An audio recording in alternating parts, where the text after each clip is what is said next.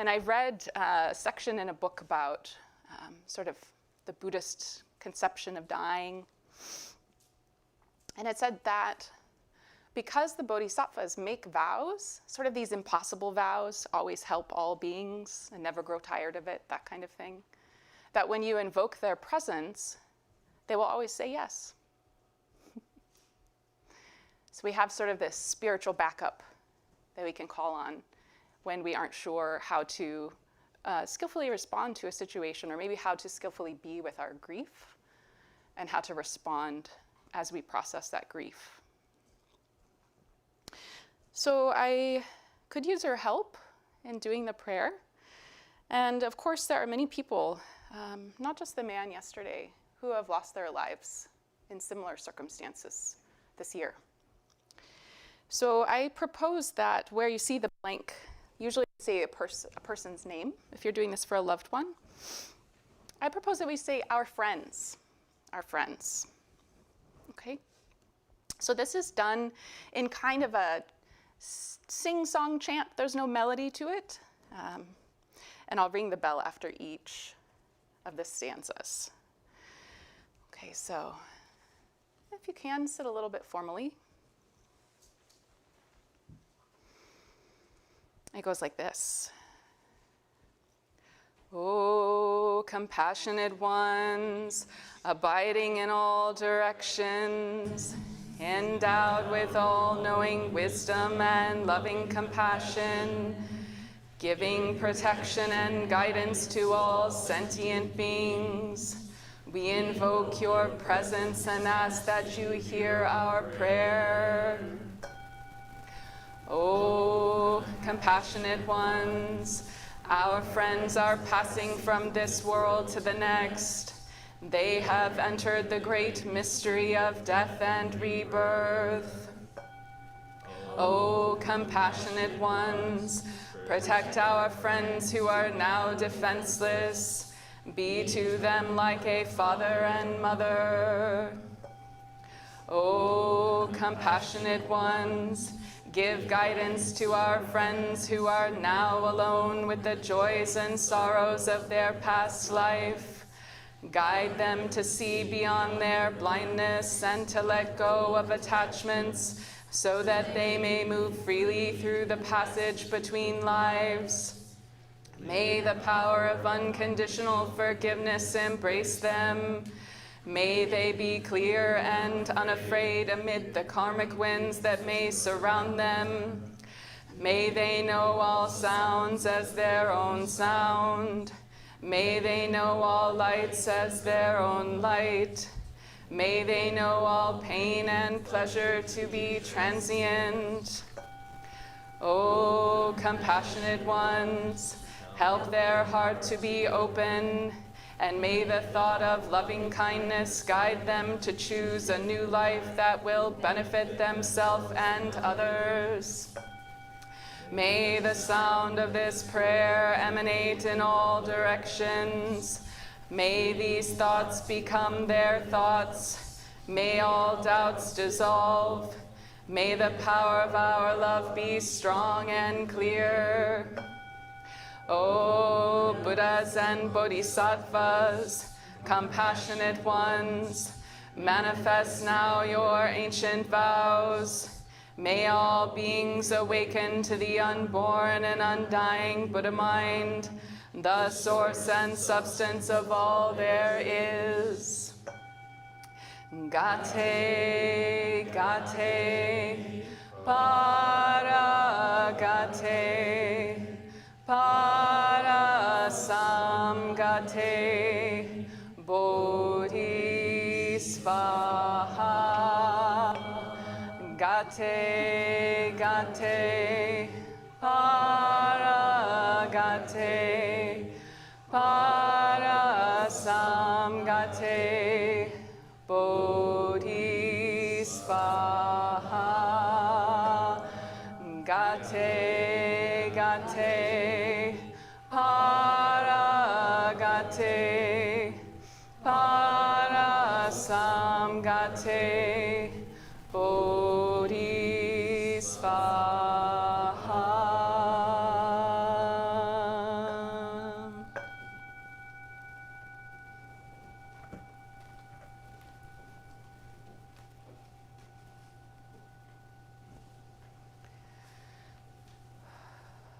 And then just sitting with our breath, a couple of minutes of meditation.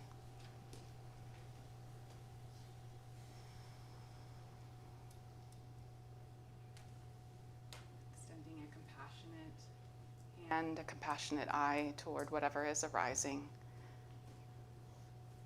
in thoughts or feelings.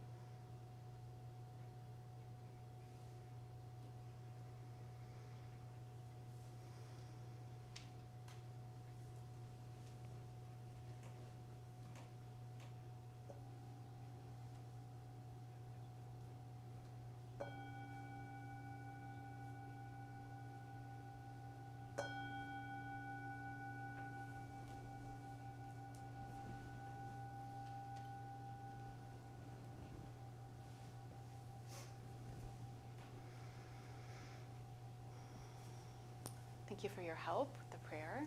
You can pass your sheets just down to the end of your row, and we will collect them at the end of the service.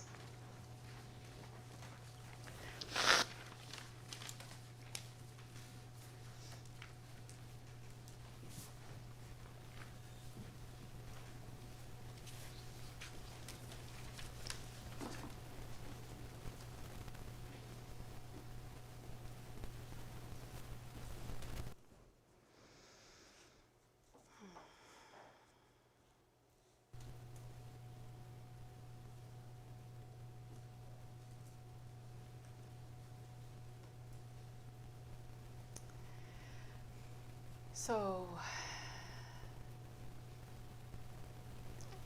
enlightenment. It's a big topic. I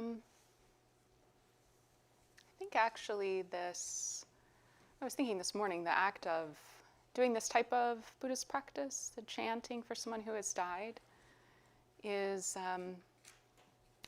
one of the practices that supports our awakening to the truth of the matter, it maybe be a way to put it. Awakening to reality, awakening to suffering, awakening to interconnection with all beings. And I think a practice like this prayer is teaching us how to have the resolve to sit with our hearts being open, sometimes being broken, and then how to work with that material. How do we respond out of compassion as the energy and not some other energy that may lead to further suffering? It's a really hard question. But that acknowledgement of the preciousness of human life is really the core, I think, of Buddhist teaching. And so awakening can be thought about as a process of developing a deep felt sense of that preciousness of not just human life, all life. And then what do we do with that awareness? How do we skillfully act? How do we develop our wisdom? How do we, as our sort of contemporary, there's a series of contemporary right livelihood guidelines in our liturgy book that says, notice where help is needed and be quick to help. How do we know where help is needed? How can we be helpful? So I think that those conditions of deepening our awareness and compassion, deepening our wisdom, deepening our skillful response, are in a microcosm, a way of talking about enlightenment or awakening. So I'm going to try to talk about that for a little while, and I'm curious to get your thoughts as well. And we actually had planned to have the Buddhist Enlightenment sitting this weekend, this past Friday, but it's been so cold that we postponed it to this coming Friday. And so I'll talk a little bit about that event as well. So this, in a sense, this is also an advertisement now that you can participate this coming Friday. You didn't miss it. I'll talk a little bit about the Enlightenment sitting itself as well, because you'll still have the opportunity to come. And I wish I could promise that if you come, you'll have a better sense of what enlightenment is all about, but you'll just have to find out for yourself.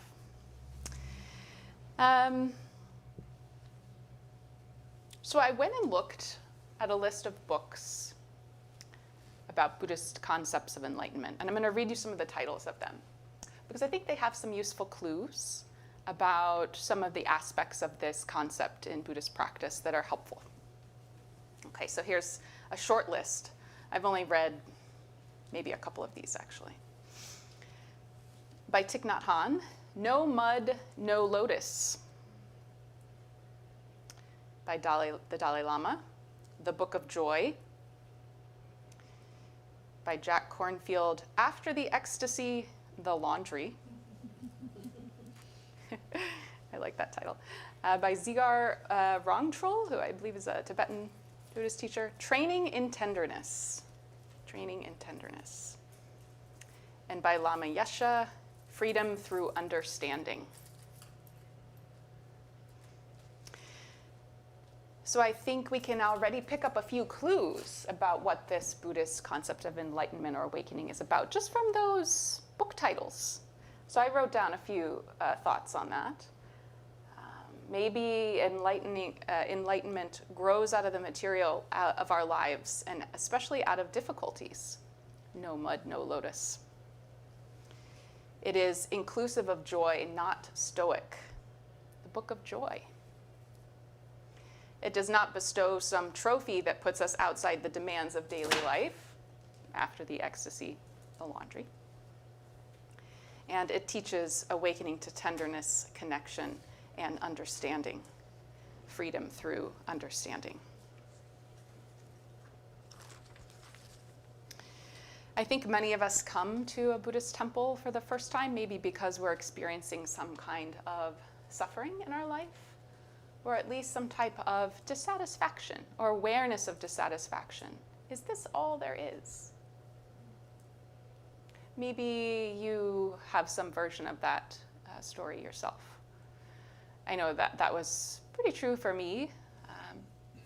I was in graduate school about 15 years ago, and just pretty unhappy.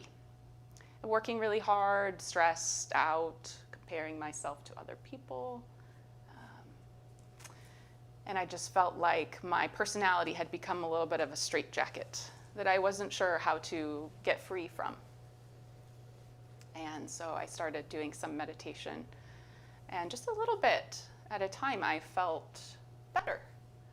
I didn't really know why, but I kind of didn't question it. I just thought, well, I like that, so let me keep doing it, you know. And I think that this sense of yearning is the exact same experience that, in his own way, that Buddha himself, the person that we talk about as the historical Buddha, Siddhartha Gautama, who lived about 2,500 years ago in northern India, he had a version of that story too. Maybe you know some of the story, and you'll hear it if you come to the Enlightenment Sitting a little bit about his early life and then this quest that he set out on. But he lived a very cloistered life in a rich family, and his parents really tried to protect him from much suffering or even awareness of suffering. Until one day he goes out beyond the palace gates, as the story goes, and sees in quick succession, in the sort of nutshell version of this story, an old person, a sick person, a corpse, and a holy man, a sort of spiritual wanderer. And he is so taken aback at these sights that he has never seen before as a young man in his 20s who's been sheltered from all of this, that it really strikes a chord in him, and he feels like he cannot unsee this suffering. And so he wants to understand better what is the nature of this suffering? What is the nature of this human life?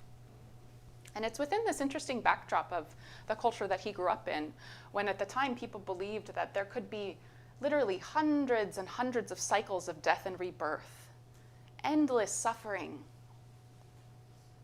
and a sense of sort of being trapped in that cycle.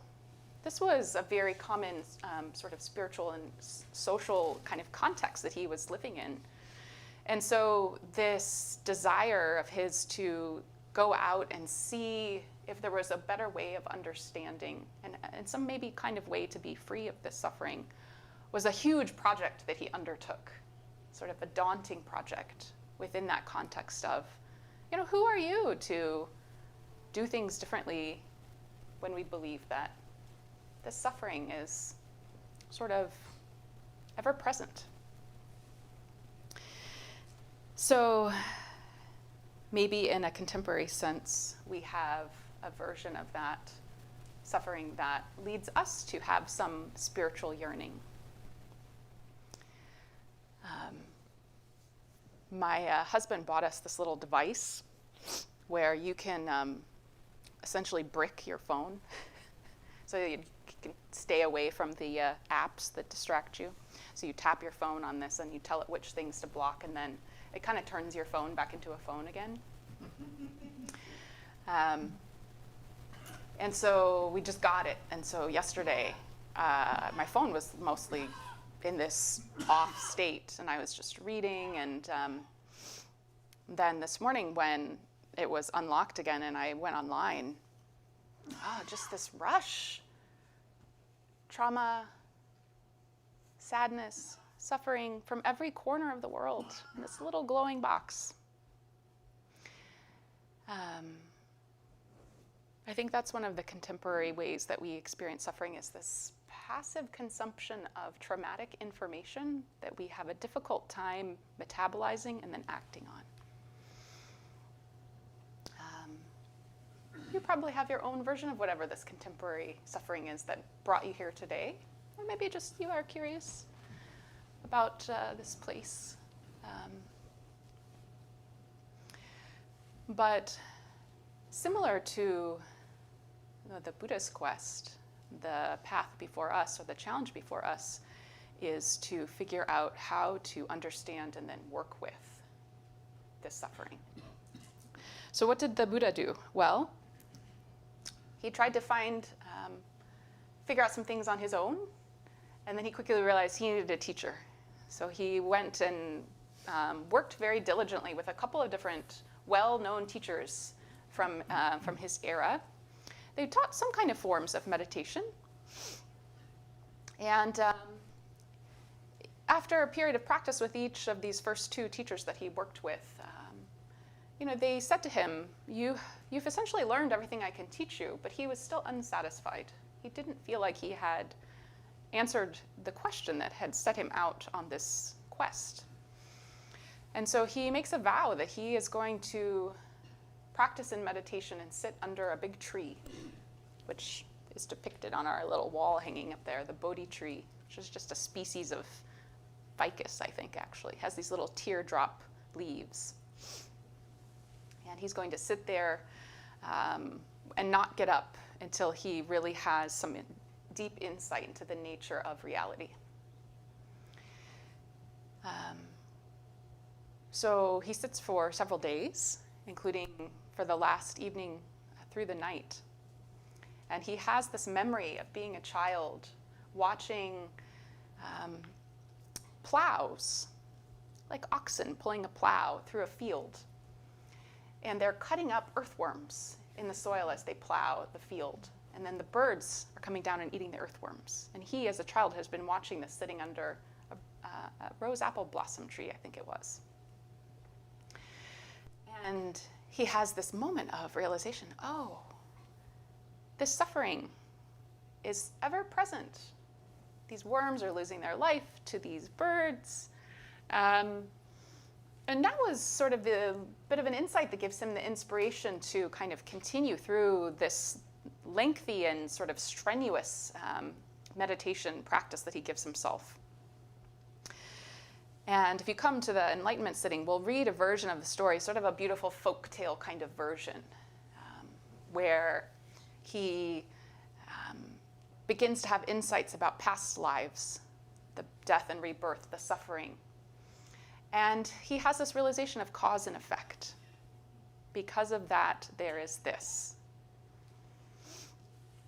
And the realization essentially that he has is what we now call the Four Noble Truths. That was the first thing that he ever taught anyone else, which actually, when he sort of completed his practice in the morning and he had this realization, these truths of the universe, he thought that no one else would understand, and he wasn't planning to tell anyone about it. But his friends who had been practicing with him, they had like a little bit of a separation, then kind of came back together, and he told them, and they said, no, I think that some other people will understand if you can explain it really well. So the Four Noble Truths, which you probably know them, or even if you haven't heard them before, you probably know them. There is suffering, meaning there is real suffering in the world.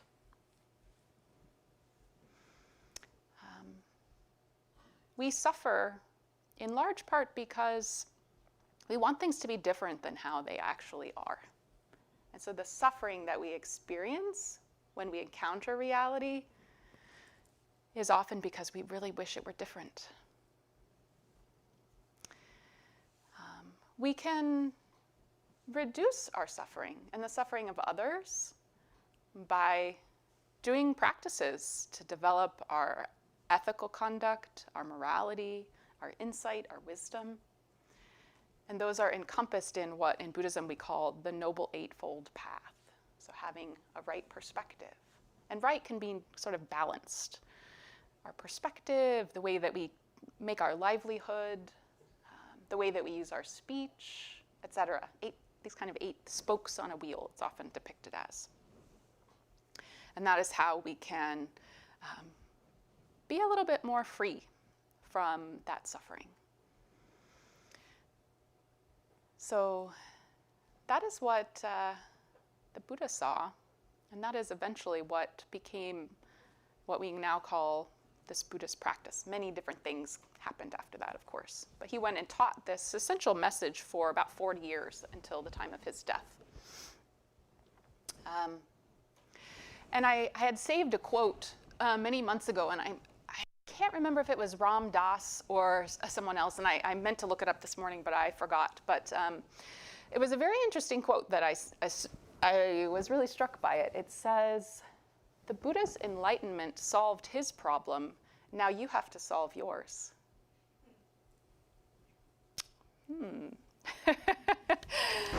Now, maybe I could say a few things about whether his problem was truly solved, or sort of what does that even mean. But I take the crux of it to heart, because I think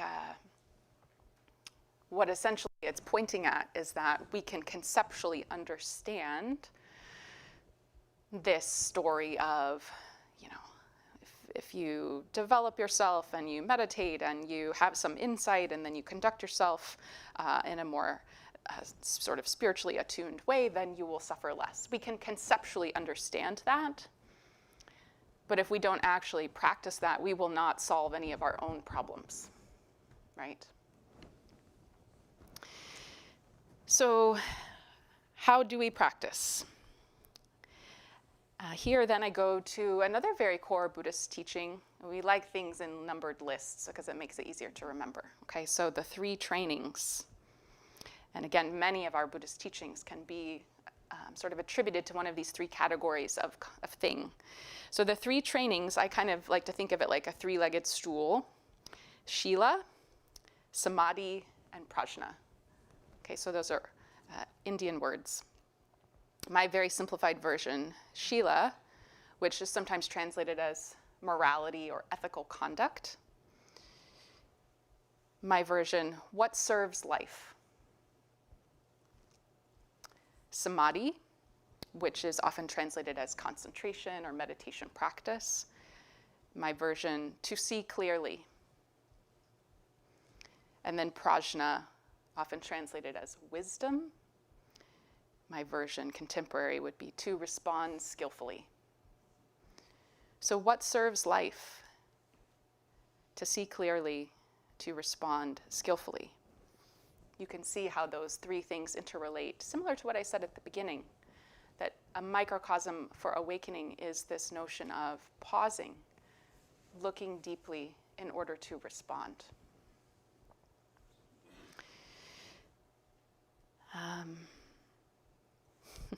Just looking to see how much time I have.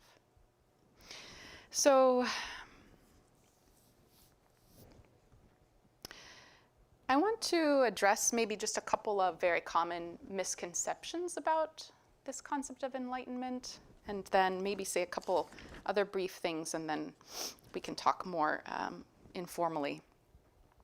So sometimes when people encounter this Buddhist philosophy for the first time, it sounds a little bit like Stoicism. Sometimes people ask me about that after service. Is it sort of like Stoicism, where you essentially are developing this remove and resolve, where you're not getting dragged around by good or bad feelings? And there are a few sort of surface level things in common, I think. But Buddhism is not Stoicism. That sense of the heart being open. Sometimes the metaphor that is used in Buddhist practice is like the heart is like a swinging door. Good things come in, bad things come in. We're not trying to push or armor away from what is happening, but we're trying to really have the resolve to be with whatever it is that is happening. So embracing reality in all its nuance, joy, and sorrow. The truth of human existence is that suffering is present, and so is the freedom that we have as human beings to know, then how can we develop ourselves so we can respond to that? And another common misconception is that this practice of Buddhist enlightenment is somehow about going with the flow, like a kind of giving up. Like, well, if all of this is going to happen, cause and effect, then let me just kind of accept it, right? But it's not that either. There is a famous Zen story, I think from the Japanese tradition. I'll tell you a very brief version of it. And in the story, there is a village, and there is a very well-respected older monk named Hakuin. And one day, mother and father are knocking on the door of his hut. very angrily. He answers the door and they say, "Our daughter is pregnant, and she says that it's your child. And so you have to take the baby and raise it." He lived alone in the forest in a hut. And he just responds, "Is that so?" So he takes the child. And of course, in the monastic tradition, to this day, monks go on alms round, beg for food. They do not have any money of their own. And so he goes on alms round, and he's essentially a pariah now in this village where he has been this well-respected spiritual figure. But people still give him some food, and he tries to get a little extra because now he has a baby to feed. When the child grows a little older, he begins teaching her calligraphy, taking care of her schooling, in a sense.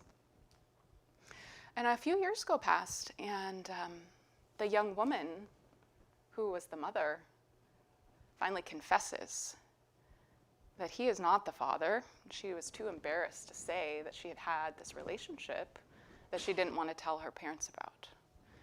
And the parents are just bereft. You know, they have blamed this monk, and they go back and they knock on the door again and they say, "Oh, we're so sorry. You know, we understand now that our daughter lied, and this is not your child." And he says, "Is that so?" And when you hear that story, maybe you think, well, Jagwa, you just said that this isn't a story about just going with the flow. But what I think is the actual material of that story is that the answer to that first question, Shila, morality, what serves life? He takes care of the child. He feeds her, he teaches her, and he's not caught up in how he's perceived because he has an important job to do. He needs to take care of this child, and he's going to take care of his practice and continue on, not being concerned with being blamed, but doing what's needed. So he's not shooting himself with additional arrows of suffering of, how must they see me now, and I'm so wronged, and this can't possibly be true. He just says, okay, I'll do what I need to do. So I think that's more the spirit of what embracing sort of the difficulties of life, maybe, or the challenges of life is really meant in a Buddhist sense. Okay.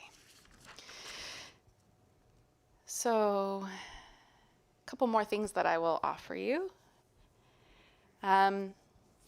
Just to kind of maybe end with a couple of, again, more contemporary definitions of awakening. And then I will give you the 7 factors of awakening, the last numbered list. Okay.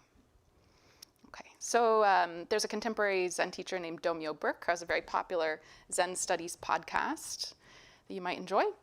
And she says, it's helpful if we stop viewing enlightenment in a dualistic binary way, but more as an opening up, a deepening of intimacy, a widening of perspective, an increasing willingness to let go of our mental map of reality, maybe like that story. Is that so? A growing familiarity with things as it is.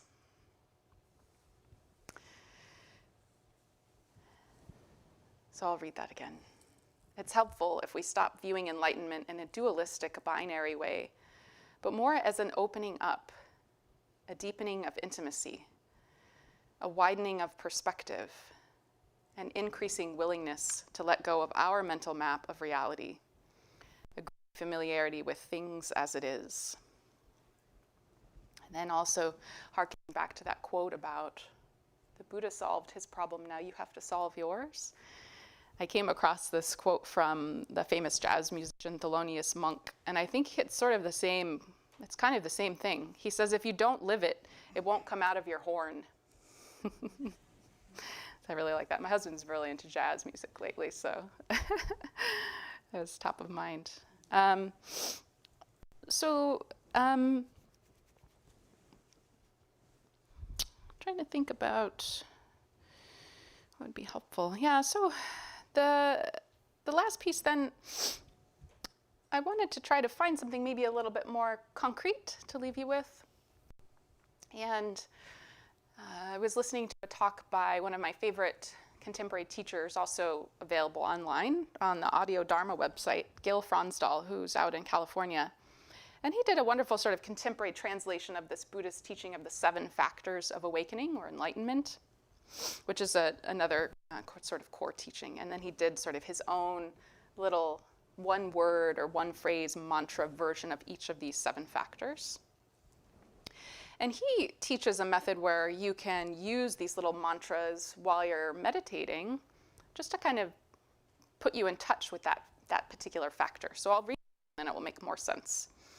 So the 7 factors of awakening: mindfulness, investigation, energy, joy, tranquility, concentration, and equanimity. And then his sort of short contemporary version: mindfulness, here. So when we're doing our practice, our mind is wandering, we can say to ourselves, here. Investigation, what? Many of our meditation techniques involve some sort of deep looking, deep questioning. What? Sometimes we ask in meditation, what is it? Energy, this. Joy, yes. Tranquility, relax. Concentration, steady. Equanimity, it's okay. Okay. So as we're doing our practice, and we might get kind of called to bring some attention to one of these factors. Maybe there's something arising that we need to investigate. What?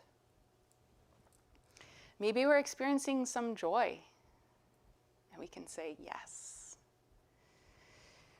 Maybe we need to develop our concentration and our resolve. So if you've ever been with a horse, you say, steady. Maybe we need to offer ourselves some assurance and develop our sense of stability and equanimity. So what do you say to a small child? It's okay. It's okay. Okay. So my friend isn't here who always asks me to sing a song, so he's going to miss it, but I'm going to sing you a song to end. You already heard this one at your birthday party, though, haven't you? So I will preface this with one last quote, and that is from our founding teacher, Venerable Samusunam, who was a monk from Korea. He died about 4 years ago now, I think. And he was kind of a character. I actually only got to meet him a couple of times, but he wrote quite a lot of things. And one of the catchphrases that he would say from time to time, and I think he wrote it down too, was that if you are lucky enough to have a human birth, meaning a human lifetime, and you don't pursue the Dharma with it, it's like going to Treasure Island and coming back empty-handed. So when I heard this song by Adrian Linker, who is a contemporary singer-songwriter who also is part of the band Big Thief, called Free Treasure, it reminded me of that quote. And this is kind of a love song, but I like to think it's a love song to the Sangha, because we're all in this practice of trying to develop some of the qualities that she's singing about to her partner. All right.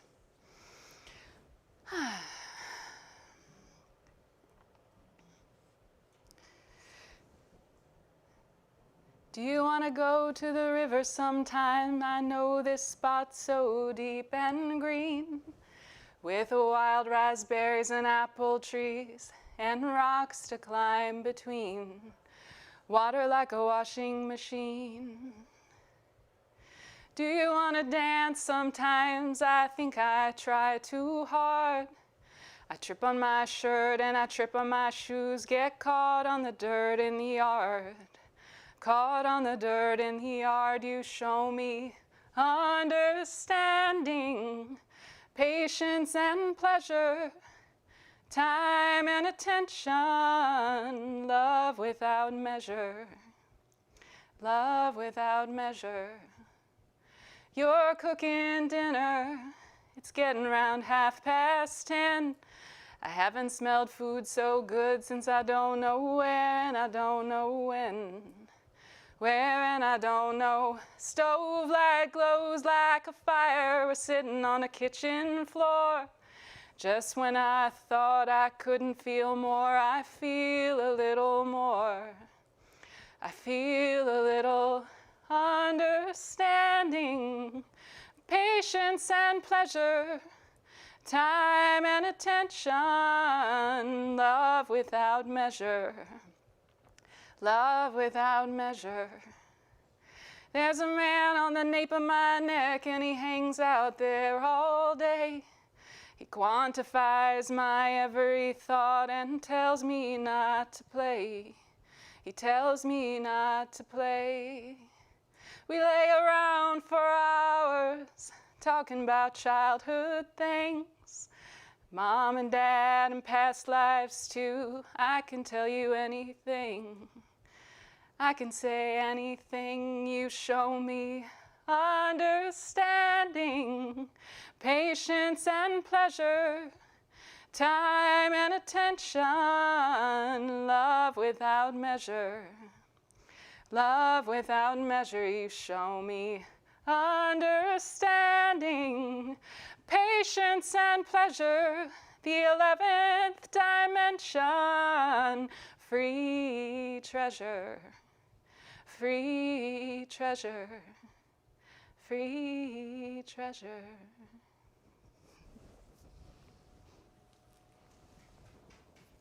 Thank you. Okay. Comments, questions, contributions, songs. Singing is very healing. We might have time for one more song if someone else would like to offer it.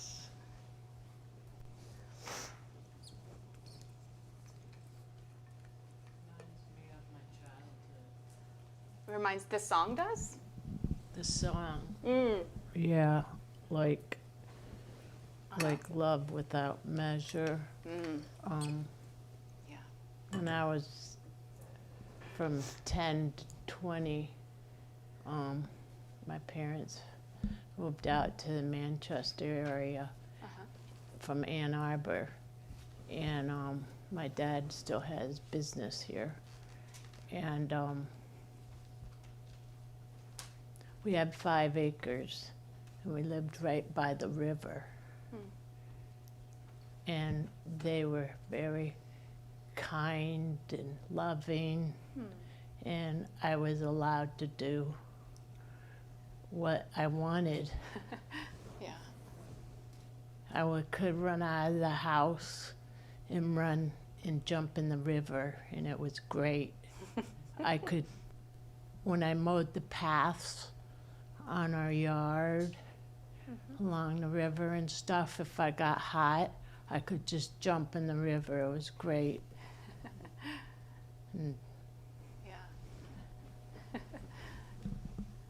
Yeah, it's a beautiful song. It evokes those kind of memories, doesn't it?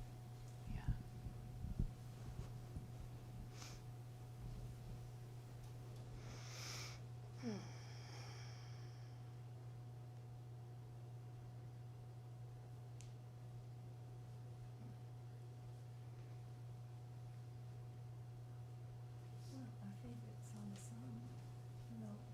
Oh, I think, what, did you want to say something, Hadra? Okay.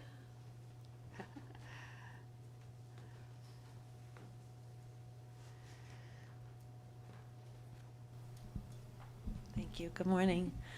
I'm really thinking about that deepening of intimacy and how, with pain and suffering, sort of this physical, natural response is to pedal away or armor up or shut down. And that idea of like sinking into it, like increasing your threshold to get closer to it, deepening intimacy with the whole of the everything. And it strangely feels like softening. It strangely feels comforting to go deeper into it, where the armoring or the pulling back and away feels cold and alone. Yeah. Yeah, thank you for sharing that.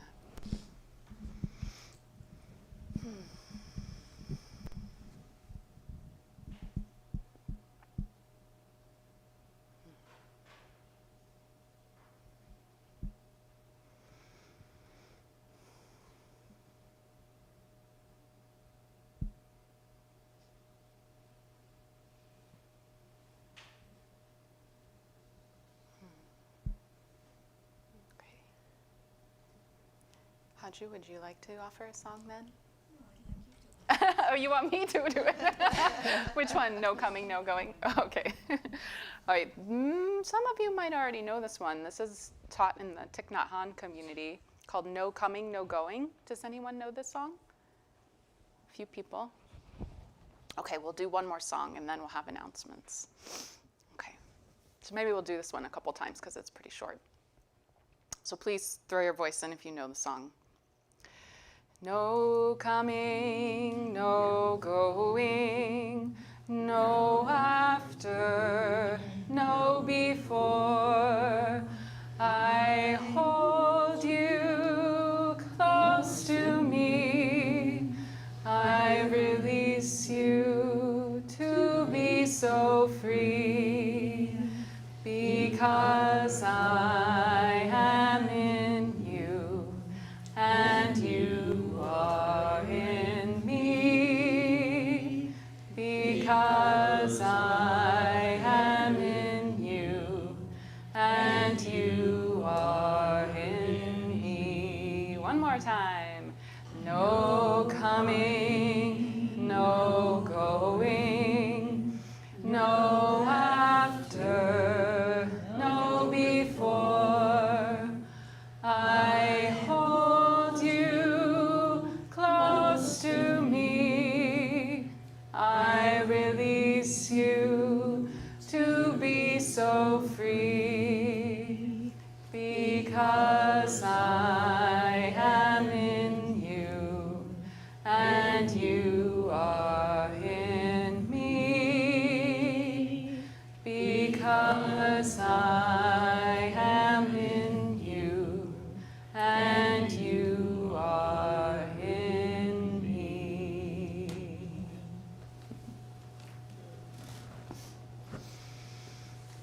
Okay, well, thanks, friends. Please continue with solving your problem. Look after your neighbors, check on people. Yeah, it's important work, and we all have a role to play. Okay, so thank you. And I think we're ready for some announcements. Who is doing announcements? Pasadi, are you doing announcements?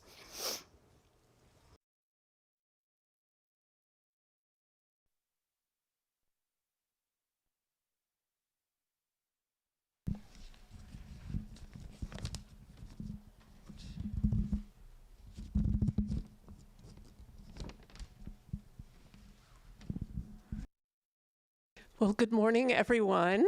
All you intrepid souls that made it here today, thank you and welcome. Who is here for the first time today? Wonderful. So glad to have you here. And I hope you all will join us for tea afterwards in the foyer. And I have some announcements for you, both some special programs that are coming up, and also to tell you a little bit about our ongoing programs. So we have public services every Sunday at 10 a.m. And families are always welcome, but especially on the second Sunday of every month, where we have a Dharma talk geared towards children. And so our next family service is February 8th. We also have Together Action every Saturday from 3 to 5 p.m. And this is work practice for the temple, and is a way for us all to come together and do work together. So it's a great opportunity to get to know each other and to also support the temple. We have a special event today. It's Book Day. And this is particularly warm to my heart as one of the volunteers in the library across the way in the historic temple. So we hope that you will all, if you would like, take a book home with you today. So take some time and browse. We have a place to give a donation, both QR code and cash donation. But even without any donation, please take the books home with you. We have a few more books than we have our space, and it's also a way for you all to enjoy them. We also have a QR code for our online book catalog. So you may want to take a picture with that with your camera. And we'd be happy if you find books in the catalog that you would like, we can bring them to Sunday service and you can take them home with you too. And then we ask that you eventually bring them back at some point. Upcoming special programs. As Jagwa was saying, this coming Friday, starting at 8 p.m., is the Enlightenment Sittings and Service. And this will be an all-night sitting, although you can also leave a little bit early if you can't make it till 4 a.m. But you're welcome to join us till 4 a.m. And afterwards, there's a special rice gruel, yes? Yes. Delicious rice gruel. Next Sunday, February 1st, right after morning service and tea, please join one of our Dharma teachers in an exploration of Buddhist topics that will pique your curiosity, such as, why is the Buddha always smiling? And what does emptiness mean? So this is a great chance to cultivate your understanding of the Dharma, to get to know our teachers, and to make new friends. On February 9th through 14th, Haju Sunam will lead a Zen meditation and art retreat at the Spring Wind Farm in upstate New York. And over 6 days together, we will enjoy a simple schedule of meditation, chanting, prostrations, and work with our hands. Precept classes begin soon. This is a 7-class offering that includes deep study and discussion of the key Buddhist ethical guidelines. If you haven't yet done the precept class, it's a really, really wonderful class. And at the end of the precept taking ceremony, you receive meditation beads, a precept certificate, and a Buddhist name. If you want to know more, please join for information sessions right after Sunday morning service on February 15th and the 22nd. We also have yoga. We're going to do the 8th and the 15th. Okay, great, the 8th and the 15th.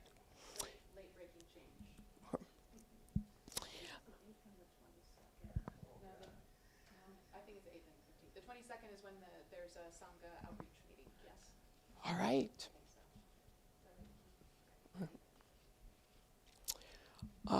We have yoga every Tuesday with David Black from 6:30 to 8 p.m. We have Qigong with Sumatra.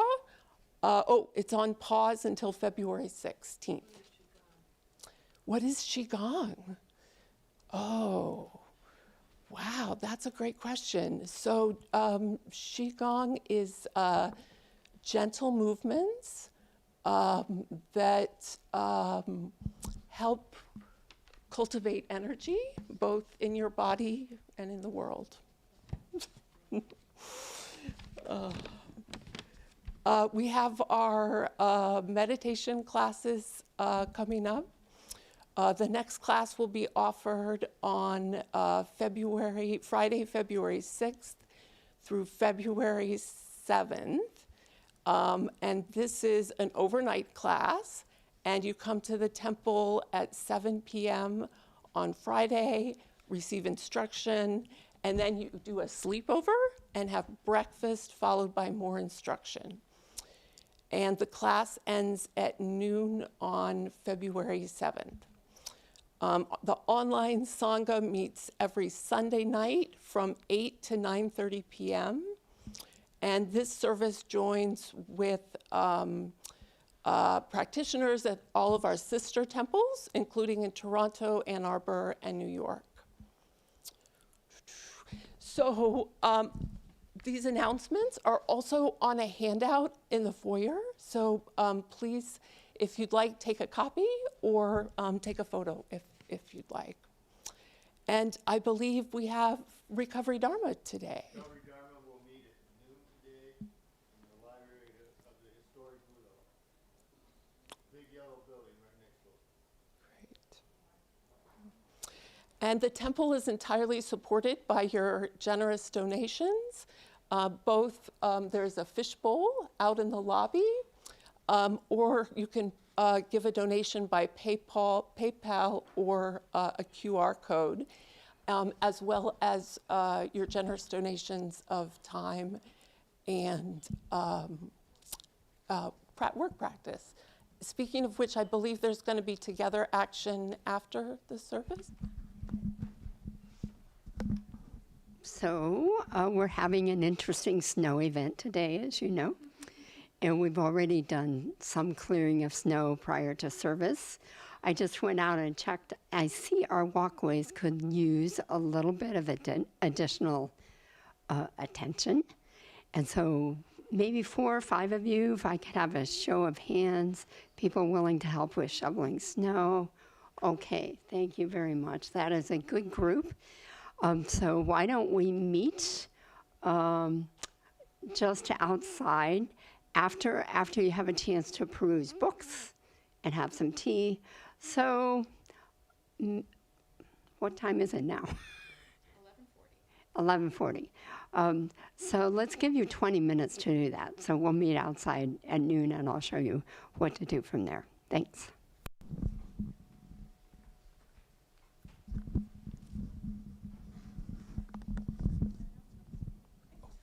End with the 4 great vows. Please repeat after me. All beings, one body.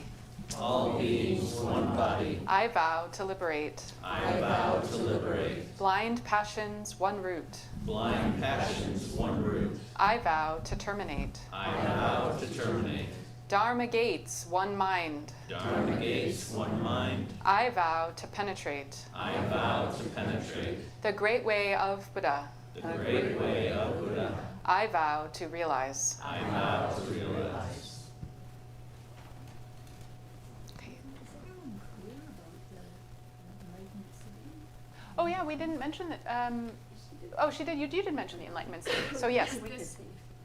Yeah. So this Friday, if you would like to come to the Enlightenment Sitting, the way that it works is we'll begin at 8 p.m. and there'll be essentially 3 blocks of time: 8 to 10 p.m. At which point, if you would like to go home, then you can. 10 to midnight.